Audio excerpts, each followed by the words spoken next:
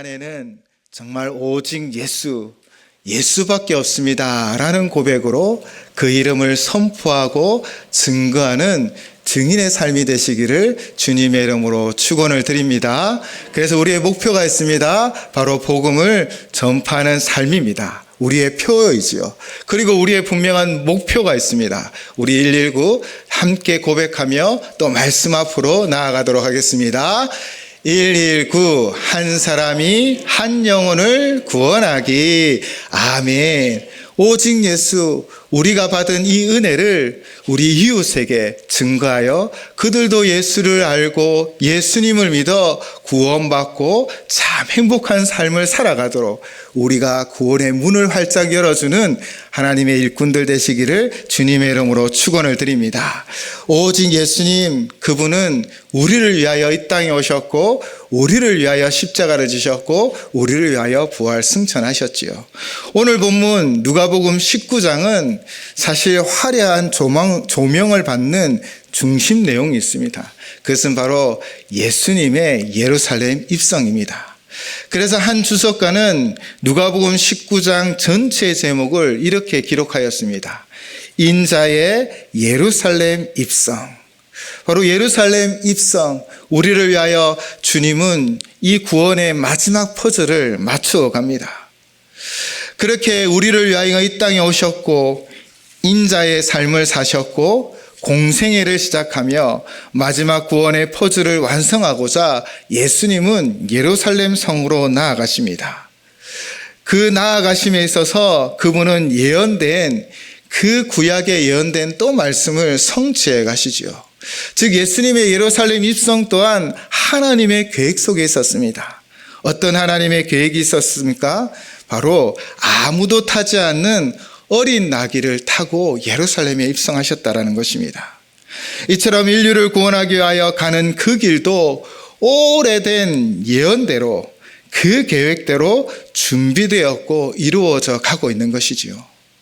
오늘 본문도 그렇게 하나님의 오래된 계획 가운데 한 영혼을 구원하는 역사가 기록되어져 있습니다. 바로 그 길에서 예수님은 또 다른 구원의 계획을 펼치시고 이루어 가시지요. 바로 여리고성에서 일어난 일입니다. 이 여리고라는 장소는요, 참 의미가 있는 장소입니다. 이스라엘 백성들이 요단강을 건너 제일 먼저 정복한 성이 무엇입니까? 바로 여리고입니다. 가장 강하고 가장 오래된 그 성을 하나님의 능력으로 정복하여 하나님 땅 되게 하였던 것처럼 오늘 이 여리고에서 죄의 영향력 아래에 있고 또 그 죄의 영향력 아래 살아가는 영혼을 구원하는 정복의 역사가 이루어지는 것입니다. 먼저 여리고에서 어떤 일들이 있었습니까? 오늘 읽진 않았지만 누가복음 18장 마지막 후반부를 보시면 바로 여리고에 가까이 왔을 때 시각장애인인 바디메오의 눈을 띄워주는 기적을 이루어 주십니다. 바로 어둠에 갇혀있는 사람들에게 빛을 주셨지요. 복음은 어두운 가운데 갇혀있는 우리에게 빛을 비추어 가야 할 길을 우리의 영원한 천국을 보여주는 역사가 일어남을 믿습니다.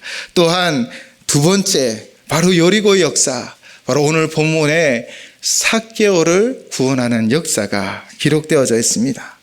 바로 죄의 영향력 아래서 오직 성공과 출세만 바랐던 그 삭개오를 예수님이 그 영혼을 해방시켜 주신 것이지요. 여리고는 과거도 지금도 정말 승리와 해방의 장소인 것입니다. 먼저는 여리고에 가까이 왔을 때 시각장애인 바디메오의 눈을 열어 밝은 빛 가운데 그 영혼을 해방시켜 주셨고 이제 삭개오에게 하나님은 그의 영혼을 구원하여 주고 그 가정을 구원하는 역사를 베풀어 주십니다. 삭개오의 이름의 뜻은 순전하다, 의롭다라는 그 단어의 뜻이 있습니다. 삭개오의 부모님은 자신의 아들에게 이 삭개오라는 이름을 지어주며 그가 이스라엘에서 순전하고 의로운 자가 되기를 바랬던 것 같습니다. 그런데 우리가 알듯 삭개오는 그 이름과 정반대의 삶을 살았습니다. 그의 직업이 무엇이지요? 세리장입니다. 바로 세리들의 우두머리이지요. 예수님 당시 세리는 로마 정부를 대신하여 세금을 걷었습니다. 그런데 그들이 특별히 월급을 받았던 것은 아닙니다. 로마는 정복한 지역의 지역민들을 세금 징수원으로 세웠는데 결국 그들이 일정한 월급이 없기 때문에 그들은 부당하게 높은 세금을 거두어서 일정 금액 로마에 그 세금을 바치고 남는 것은 자신의 이익을 삼았던 것입니다. 그래서 높은 세금을 부과하여 부정한 이익을 챙기는 경우가 많았습니다. 유대인들은 이런 세리를 어떻게 불렀느냐면요, 허가받은 도둑이다라고 말하기도 했습니다. 유대인들은 세금을 거두어 로마에 바치는 이들을 민족의 반역죄로 여겼고, 그러므로 그 죄인들과 교류하는 것을 허락하지 않았습니다. 로마 제국의 힘을 등에 업고 자기들 멋대로 세금을 정하여 백성들의 재산을 착취했던 것이 세리들이었죠. 권력을 등에 쥐고 있었기에 먹고 사는 문제는 없었습니다. 도리어 그들이 악할수록 더 잘 먹고 잘 살고 더 많은 것을 누린 것이지요. 그런데 이 세리들의 우두머리가 누굽니까? 바로 세리장이었고, 바로 여리고의 세리장은 바로 삭개오였다라는 것입니다. 사실 삭개오의 삶이 어떠한지 정확히는 알 수 없지만, 그러나 결국 이 식민지 시절에 삭개오는 자신의 평안한 길을 찾아갑니다. 그리고 세리장의 자리에까지 올라가지요. 로마의 식민지가 되어 학대받고 착취당하는 자기 민족과 함께 고난의 삶을 받아들이지 아니하고 손가락질 받더라도 자기의 사리 사욕을 위해 동족을 괴롭히는 세리의 길로 나아갑니다. 그리고 그는 세리장이 되었지요. 이처럼 비록 동족에게는 인정을 받지 못하지만 그러나 안락한 삶을 누리고 또 많은 부를 가질 수 있는 이 세리장의 자리에 삭개오는 올라갔습니다. 세금 징수하는 수하의 다른 세리들이 받은 세금에서 자신의 몫을 떼어놔야 했기에 그가 어떤 삶을 정말 살았을까요? 분명한 것은 자신의 이름처럼 순전하고 의로운 삶은 아니었을 것입니다. 그런데 그가 예수님에 관한 소문을 듣기 시작합니다. 그리고 그의 마음에 한 가지 소원이 생기지요. 바로 예수님을 만나자라는 것입니다. 과연 어떤 소문이 그에게 들렸을까요? 사실 예수님이 세리를 만난 것은 이 삭개오가 처음이 아닙니다. 누가복음 5장에는 세리를 만나고 그에게 나를 따르라 라고 명령하는 그 분명한 음성이 기록되어져 있습니다. 누가복음 5장의 그 세리는 누구일까요? 바로 레위입니다. 레위는 12제자의 한 명인 마태입니다. 레위는 히브리식 이름이고 마태는 이 로마식 이름이다라고 주석자들은 설명하기도 합니다. 이처럼 12제자 중에 한 명이었던 마태는 바로 이스라엘 민족이 그렇게 싫어하는 세리였다는 것입니다. 그런데 더 놀라운 소식은 무엇입니까? 유대인들은 그들을 상종도 하지 않고 정죄하며 비난하였는데, 그런데 도리어 예수님은 세리를 부르시고 그의 가정에 가서 함께 음식을 먹었습니다. 그래서 많은 자들은 죄인과 세리와 함께 먹는다라고 예수님을 비난하기도 하였습니다. 그러나 예수님은 그런 것에 아랑곳하지 않았지요. 연약하고 가난한 영혼을 구원하기 위한 예수님의 그 행위는 비난받는 세리이지만 그의 영혼을 불쌍히 여겨 그를 부르십니다. 그리고 그를 제자 삼아 주십니다. 그리고 그와 동고동락하여 주셨습니다. 아무리 세상적으로 안정되고 편안하게 보이지만 삭개오의 마음속에는요, 채워지지 않는 그 빈 공간이 있었다는 것입니다. 나의 영혼은 어떻게 되어질까? 나의 몸은 편안하고 우리의 가정은 편안하지만 그러나 우리의 영혼은 과연 어떻게 되어지는 것일까? 사랑하는 성도 여러분, 오늘 밤에 혹 우리 주님이 우리를 부르신다면 구원의 확신이 있으십니까? 우리의 영혼은 안전하십니까? 그런 이런 영적 목마름에 예수님을 보고 싶었던 것입니다. 사회적으로 무시를 당하고 천대를 받는 사람들의 진정한 친구가 되어주시고 진정한 위로자가 되어주시며 영혼의 구원자가 되어주시는 주님을 세리장 삭개오는 만나고 싶었습니다. 그렇게 사회적으로 멸치를 받는 세리를 제자로 삼고 그를 가르치고 동고동락하는 예수님이 무척이나 궁금했던 것이죠. 그렇게 삭개오는 예수님을 만나기 위하여 거리로 나아갑니다. 그런데 우리가 잘 알듯 그에게는 핸디캡이 있었지요. 오늘 본문 3절에 보시면 그는 키가 작았다라고 말합니다. 보통 성인들보다 키가 너무나 작아서 그들 어깨 너머로 예수님을 바라보지 못하고 볼 수가 없었습니다. 과연 그의 소망은 이대로 무너지는 것일까요? 참 사람이 그렇습니다. 잘 보이고 잘 되면 별 관심이 없습니다. 그런데 보고 싶었는데 보지도 못하면 더 갈급함이 찾아오는 것이지요. 그래서인지 세리장이었던 삭개오는 한 나무 위에 올라갑니다. 세리장 삭개오가 나무에 올라가면 그가 예수님은 볼 수 있는 것처럼 많은 사람들이 또한 그를 바라보게 되며 이야기하겠지요. 야, 난장이 같은 이 치졸한 세리장 삭개오야, 그가 나무에 올라갔을 때 부끄러움도 없는가 봐 라고 수근수근 거릴 수도 있었을 것입니다. 그런데 삭개오는요, 정말 예수님을 만나고 싶었습니다.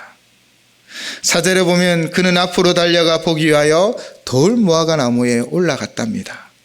그렇게 그 돌무화과 나무에 올라가 그 길을 지나갈 예수님을 바라보고자 했던 것입니다. 그리고 마침내 예수님은 그 길로 지나갑니다.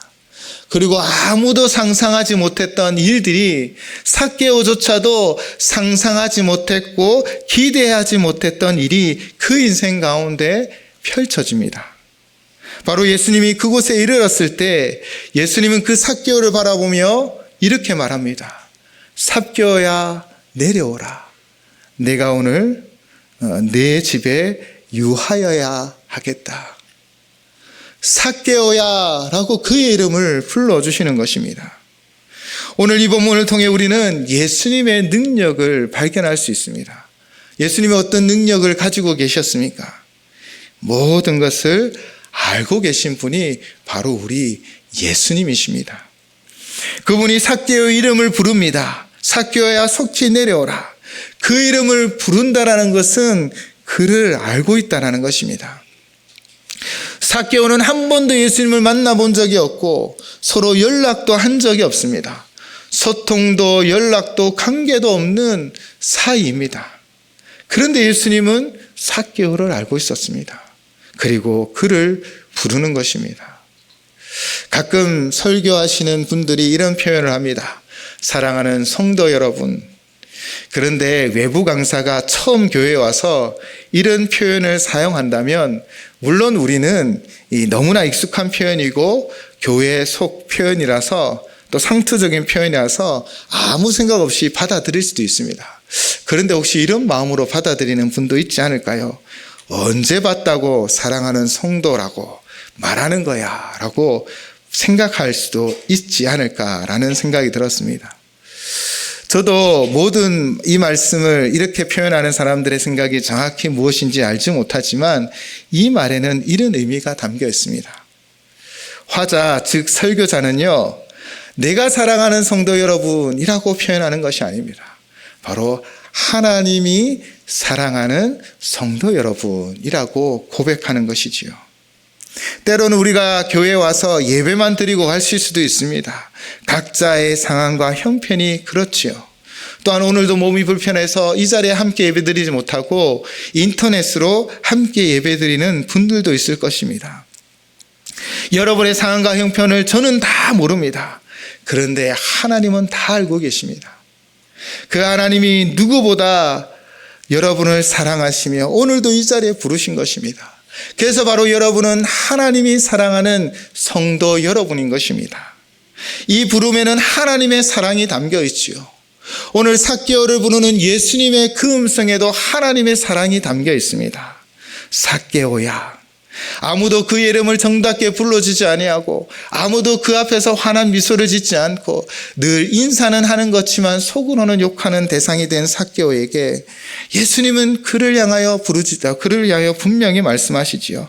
삭개오야, 바로 하나님이 너를 사랑한단다. 하나님이 너를 부르신다. 하나님이 너를 택하였다라고 그의 이름을 부른 것입니다.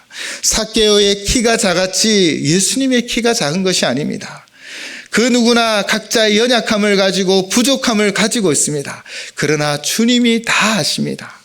어떤 마음으로 이 자리에서 예배를 드리는지, 어떤 상황에 처해 있는지, 어떤 환경 때문에 그렇게 인터넷으로 예배를 드리는지 하나님은 다 알고 계십니다. 오늘 우리가 함께 예배드리지만 아무도 여러분의 마음을 다 알지 못합니다. 그러나 예수님은 다 알고 계십니다. 그리고 예수님은 여러분을 지금 부르고 있습니다. 각자의 이름을 부르고 하나님의 그 사랑으로 여러분과 함께 계신 것이지요. 예레미야 29장 13절은 우리에게 이렇게 말씀하고 있습니다. 너희가 온 마음으로 나를 구하면 나를 찾을 것이요 나를 만나리라. 아멘. 마태복음 5장 3절은 또 우리에게 이렇게 말씀하고 있습니다. 심령이 가난한 자는 복이 있나니 천국이 그들의 것임이요. 아멘. 오늘도 이 예배 자리에서 하나님을 찾고 찾는 여러분을 향하여 하나님은 말씀하여 주실 것입니다. 오늘도 우리의 심령이 가난하여 주님밖에 없습니다 라고 고백하는 우리의 심령 가운데 천국을 회복시켜 주실 줄을 믿습니다. 예수님은 오늘도 우리와 함께 하시며 이 예배의 자리, 어쩌면 이 자리가 돌 무화과 나무, 그 나무와 같은 이곳에서 주님은 우리를 만나시며 우리의 이름을 불러주십니다.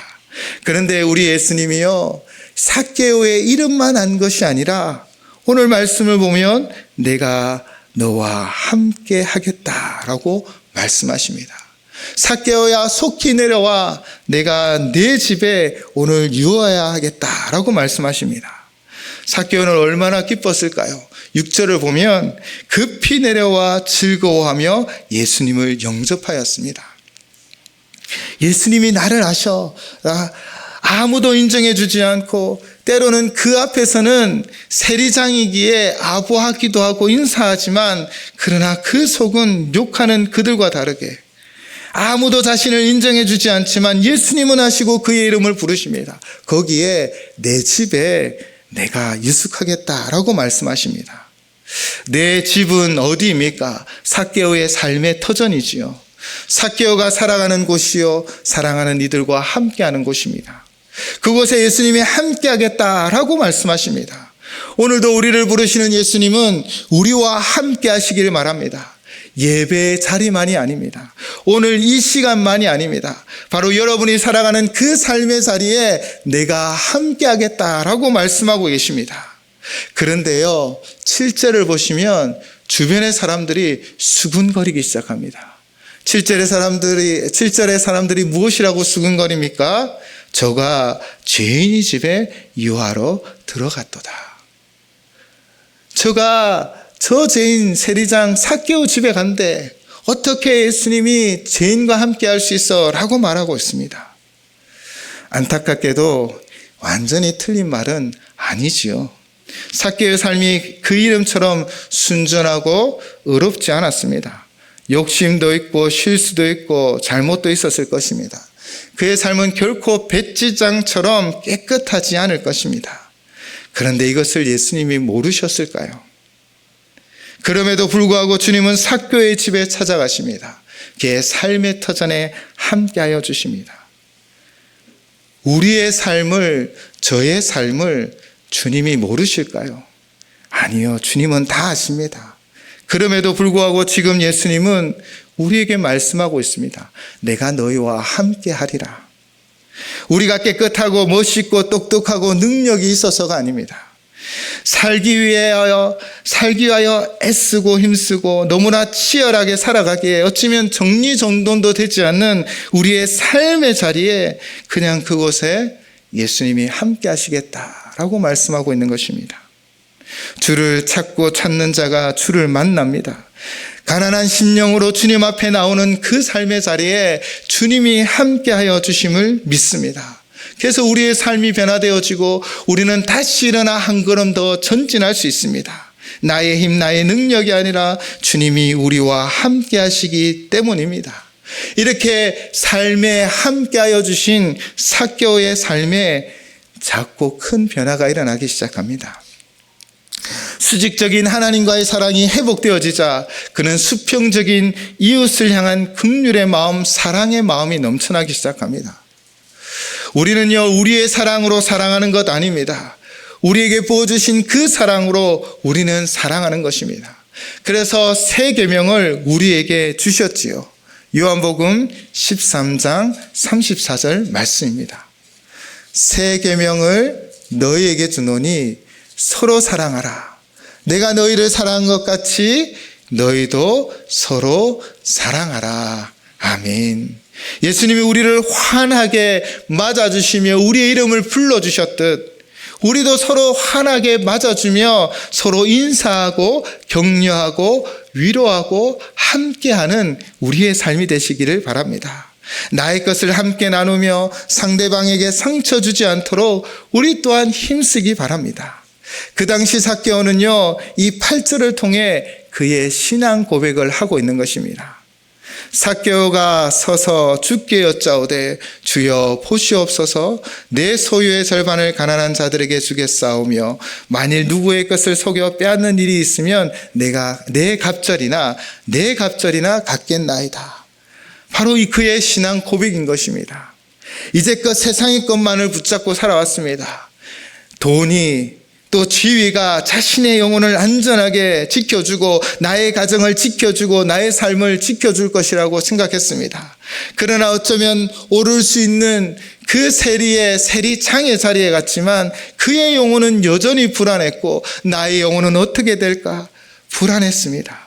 그러나 그가 이제는 더 이상 나의 것을 붙잡는 것이 아니라 주님의 것을 붙잡겠습니다 라고 신앙 고백을 하고 있는 것입니다. 그 자신의 신앙 고백 위에 예수님이 오늘 이렇게 선포하여 주십니다. 우리 오늘 본문 9절 말씀은 한 목소리로 함께 봉독하도록 하겠습니다. 오늘 9절 말씀입니다. 예수께서 이르시되 오늘 구원이 이 집에 이르렀으니 이 사람도 아브라함의 자손이미로다. 아멘. 오늘 구원이 이 집에 이르렀으니 이 사람도 아브라함의 자손이다. 바로 예수님이 약속해 주시고 선포해 주십니다. 주변 사람들은요, 그가 죄인의 집에 유하러 간다라고 말하고 있습니다. 그러나 주님은 이 가정이, 이 집이 구원받았다라고 선포하고 있습니다. 아브라함의 후손인 유대인들은 그를 배척하고 그는 죄인이다 정죄하였지만 그러나 예수님은요, 이도 아브라함의 자손이다 선포하고 있습니다. 오늘도 우리의 신앙 고백 위에 오직 주님만이 나의 구원자이십니다 라는 고백 위에 주님은 선포해 주실 줄을 믿습니다. 너를 통해 너희 가정이 구원을 얻을 것이다. 너는 하나님의 자녀다. 오늘도 이 음성이 분명하게 우리에게 들려주시기를 주님의 이름으로 축원을 드립니다. 주를 찾고 찾는 자가 주를 만납니다. 오늘 또한 약속의 말씀이 무엇입니까? 오늘 10절 말씀입니다. 인자가 온 것은 잃어버린 자를 찾아 구원하려 함이니라. 아멘. 2000년이라는 시간이 흘렀지만 여전히 우리에게 지금 말씀하고 있는 것입니다. 길을 잃어버리셨습니까? 예수님을 혹 잃어버리셨습니까? 세상의 권세와 세상 물질과 세상의 온통 마음이 다 빼앗겨 버리셨습니까? 그럴지라도 지금 예수님이 여러분을 찾고 있습니다. 길 잃은 우리를 찾으며 세상에 분명한 목적 없이 방황하는 우리를 부르시며 하나님 자녀 삼아주시며 하나님의 구원의 역사를 오늘 이 시간 우리에게 이루어 주심을 믿습니다. 바로 잃어버린 영혼이 주님을 부르짖고 찾으면 그 풍성한 생명으로 인도하여 주심을 믿습니다. 사랑하는 성도 여러분, 오늘도 하나님은 여러분을 사랑하시며 여러분의 이름을 불러주십니다. 오늘도 주님은 여러분의 구원자가 되어주시며 구세주가 되어주심을 믿습니다. 우리 다시 한번 삭개오와 예수님이 만난 장소를 한번 생각해 봅시다. 그가 어떻게 예수님을 만났습니까? 그 거리는 늘 있었던 거리입니다. 그가 올라갔던 돌 무화과 나무는요, 늘 그 자리에 있었던 나무입니다. 어느 날 갑자기 돌 무화과 나무가 갑자기 자라나 있는 것이 아닙니다. 오랜 세월 성인 삭개오도 올라가도 무너지지 않는 튼튼한 나무로 그가 그 자리를 지키고 있었던 것이지요. 그렇게 돌 무화과 나무가 그 자리에 있었기에 구원의 길목에서 선 나무가 되었습니다. 바로 삭개오와 예수님이 만나는 만남의 장소가 되어졌고 만남의 통로가 되어졌던 것을 우리는 기억하시기 바랍니다. 하나님은 이것을 다 준비하고 예비하셨지요. 마찬가지입니다. 오늘 우리가 우리의 자리를 지키고 우리의 예배 자리를 지키며 우리의 삶의 자리를 지켜갈 때 우리에게 주신 것들을 그 사명을 감당하며 직분을 감당하며 우리가 나아갈 때 하나님은 돌무화과 같은 우리를 통해 반드시 하나님의 역사를 이루어 가실 줄을 믿습니다. 우리가 각자의 자리에 있을 때 주어진 사명을 감당할 때 우리는 구원의 그 길목에 선 나무가 되어질 줄을 믿습니다. 이번 청소년부 겨울 수련회와 아동부 겨울 성경학교가 바로 이러하였지요. 기도해 주셔서 너무 감사드립니다. 그리고 물질로 후원해 주시고 또 여러분이 손과 발이 되어 봉사해 주셔서 너무 감사드립니다. 여러분이 돌무화과 나무가 되어 우리 아이들이 그곳에서 예수님을 만나고 경험하였습니다. 선포되어지는 그 말씀이 또한 마음에 잘 새겨지고 잘 자라도록 지금부터라도 여러분이 돌무화과 나무가 되어주시기 바랍니다.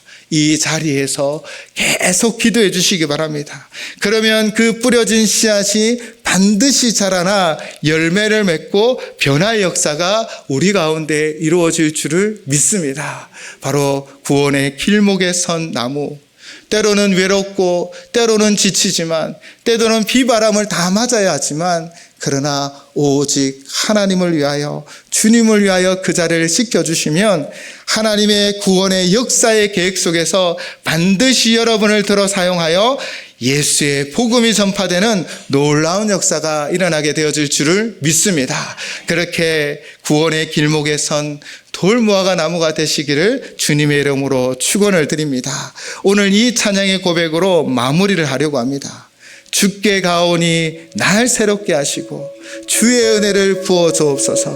내 안에 발견한 나의 연약함 모두 벗어지리라 주의 사랑으로. 삭개오는요 비난받던 사람이었습니다. 일평생 자기를 위하여 살아왔던 사람입니다. 순전하지 않았습니다. 의롭지 않았습니다. 그러나 그가 주님께 가까이 갔을 때 주님이 그를 새롭게 하여 주셨습니다. 그 안에 있는 제 연약함이 있지만 오늘도 주님이 우리와 함께 하셔서 우리의 제 연약함을 벗겨내시고 우리를 새롭게 하여 주셔서 구원의 길목에 선 나무가 되어주게 하여 주실 줄을 믿습니다. 우리를 새롭게 하여 주실 그분을 생각하며 우리 이 찬양의 고백을 하나님께 드리도록 하겠습니다.